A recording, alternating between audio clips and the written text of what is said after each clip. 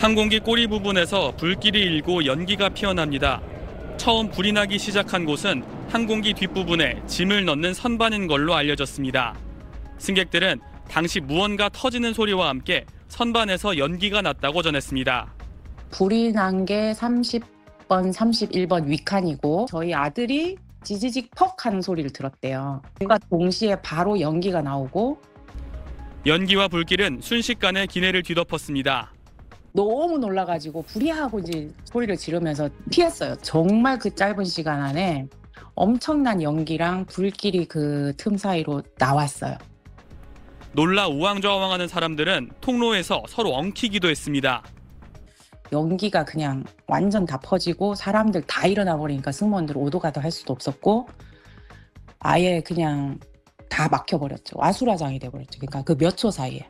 기장은 곧바로 비상 탈출을 선포했고 비상구 근처 탑승객과 승무원들이 비상구를 열었습니다. 탑승구와 비상 슬라이드가 펼쳐졌고 슬라이드로 몸을 던져 필사의 탈출에 성공한 승객들은 활주로 위를 뛰어서 항공기에서 멀리 몸을 피했습니다.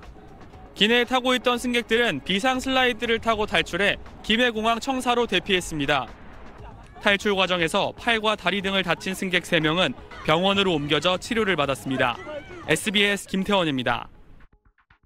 화재 당시 사고기 안에서 찍힌 사진입니다. 머리 위 선반 틈 사이로 화염이 뚜렷이 보입니다. 항공기 좌석 30열 위 선반입니다. 탑승객들도 불이 시작된 건 오버헤드 빈 머리 위 선반이라고 증언했습니다. 빈칸이에요. 불이 그냥 빈칸 문 사이사이로 막 삐져나오더라고요. 뭔가 타는 듯 타닥타닥 소리가 들렸고 승무원이 보조 배터리를 실은 분 없냐고 소리쳤다고도 전했습니다. 승무원이 혹시 여기 위에 보조 배터리 넣으셨어요? 라고 소리를 쳤어요. 정부도 여객기 양쪽 날개와 엔진은 손상되지 않은 걸 확인했다고 밝혀 기체 문제가 아니라는 뜻을 내비쳤습니다. 화재 원인을 예단하긴 어렵지만 기내 선반에 실려있던 배터리가 부착된 전자기기 또는 보조 배터리 등에서 불이 시작됐을 가능성이 제기됩니다. 지난달에도 김해공항에서 이륙 준비 중이던 에어부산 여객기에서 승객이 들고 있던 휴대전화 보조 배터리에서 불이 나는 등 항공기 운항 중 리튬 배터리 화재는 국내외에서 상당수 보고되고 있습니다. 외부 충격이나 뾰족한 모서리에 약간 찍혀서 눌린다거나 이런 불량인 것 같은 경우에는 그냥 가만히 있는데도 화재가 현재 전자기기에 부착된 리튬 배터리는 160와트시 이하여야 기내 휴대와 위탁 수화물 처리가 가능하고 보조 배터리는 위탁 수화물로는 붙일 수 없고 160와트시 이하만 기내 반입이 허용됩니다. 리튬 배터리는 기내 반입된 경우에도 선반 속에 넣지 말고 몸에 지니고 있는 게 원칙이지만 이 사실을 아는 사람은 많지 않습니다. 핸드캐리라는 게 내 개인이 관리하라는 뜻 아니에요. 선반에다 올려놨어요. 그건 방치라고밖에 기내 휴대나 위탁 수화물 처리에 대한 규정을 점검하고 안내를 적극적으로 해야 한다는 목소리가 커지고 있습니다. SBS 엄민재입니다. 기내 뒤편 선반에서 시작된 연기가 삽시간에 퍼지자 놀란 승객들이 앞쪽으로 몰리며 큰 혼잡이 빚어졌다는 게 탑승객들의 증언입니다.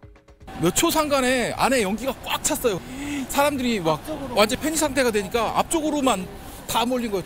일부 승객은 대피 안내 방송은커녕 앉아있으라는 말만 들었다며 불만을 제기했습니다. 국제항공안전규범은 기내 비상 상황을 판단하는 최종 책임자는 조종사라고 규정합니다. 승객들의 개별 행동이 더 큰 위험을 부를 수 있기 때문입니다. 에어부산은 안내 방송이 없었던 건 사실이지만 긴박했던 상황에서 관련 절차에 따라 탈출 업무를 수행했다고 주장했습니다. 육성으로 안내를 하면서 그런 방식으로 시행을 했고 기내 전체에 뭔가 방송 장비를 해서 방송할 수 있는 시간적 여력이 되지 않았습니다. 승객이 직접 비상구를 열었다는 증언과 관련해선 비상구 쪽에 앉는 승객에게 비상구 개폐 방법을 안내하고 승무원을 돕도록 동의를 받는다며 승객이 직접 비상구를 조작하고 탈출하는 게 가능하다고 설명했습니다. 다만 이런 개별 대응이 기장이 엔진과 유압계통을 완전히 정지시키기 전에 이뤄질 경우 탈출 때 엔진에 빨려 들어가거나 날리는 등 2차 피해가 일어날 수 있기 때문에 승무원의 지시를 반드시 따라야 한다는 게 항공업계 관계자들의 얘기입니다. 뒤쪽 같은 경우에는 엔진 후리에 영향을 받는데 다칠 수도 있고 비상 슬라이드 같은 경우는 외부 충격으로 인해서 그것이 공기가 빠질 수도 있는 거고 교육을 받은 승무원들이 해야 되는 거죠.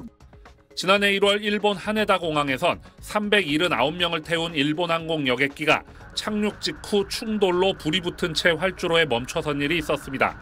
당시 기내에 연기가 가득 찬 상황에서도 승객들은 짐을 버리라는 승무원 지시에 따르며 모두가 무사히 탈출에 성공했고 탈출의 교과서 하네다의 기적으로 불렸습니다. SBS 노동규입니다. 네, 정부는 곧바로 사고조사위원회를 만들어서 현장 조사에 나섰습니다. 그럼 김해공항에 나가 있는 저희 취재기자 연결해서 자세한 이야기 들어보도록 하겠습니다. 자, 홍승현 기자, 공항 찾는 사람들이 많은 명절 연휴에 이런 사고가 났는데 그럼 지금 김해공항은 정상 운영되고 있습니까? 네, 제 뒤로 동체 윗부분이 불에 타 녹아내린 항공기 모습을 보실 수 있을 텐데요. 사고 항공기 주변 접근은 여전히 차단된 가운데 지금 김해공항은 평소 모습을 회복한 분위기입니다. 오늘 예정됐던 항공편 279편 가운데 271편은 정상 운행했거나 문제없이 운항을 앞두고 있습니다. 다만 사고 항공사인 에어부산이 운행하는 국제선 4편과 국내선 4편은 결항했고 항공기 주기장 40곳 중 사고 항공기 주변의 주기장 3곳은 폐쇄됐습니다. 에어부산은 비상대책반을 꾸리고 잠시 뒤 밤 10시쯤 부산에서 홍콩으로 내일 새벽 3시 10분쯤 홍콩에서 부산으로 운항하는 이번 사고기 대체 항공편을 운항할 계획입니다. 자, 무엇보다 화재의 원인이 참 궁금한데 이제 조사가 시작됐잖아요. 뭐 새로 나오는 이야기가 있습니까? 네, 국토부는 사고 직후 항공철도 사고조사위원회를 꾸리고 오늘 이른 새벽부터 조사관 8명을 파견해 현장 조사를 진행하고 있습니다. 조사위원회는 사고 항공기 양측 날개와 엔진에서 손상이 발견되지 않았다고 밝혔는데요. 불이 기내 선분에서 시작됐다는 탑승객들의 증언이 있었던 만큼 화재 원인은 기체 결함이 아닐 가능성이 있어 보입니다.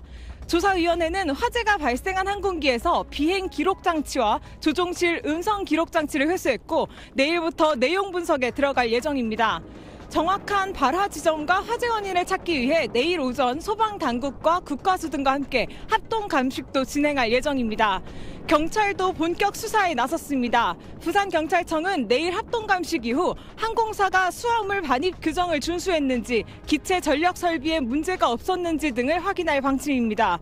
또 군공항으로 쓰이는 김해공항에서 사고가 발생한 만큼 테러나 대공 용의점이 있는지도 조사할 계획입니다. 지금까지 김해국제공항에서 SBS 홍승연입니다.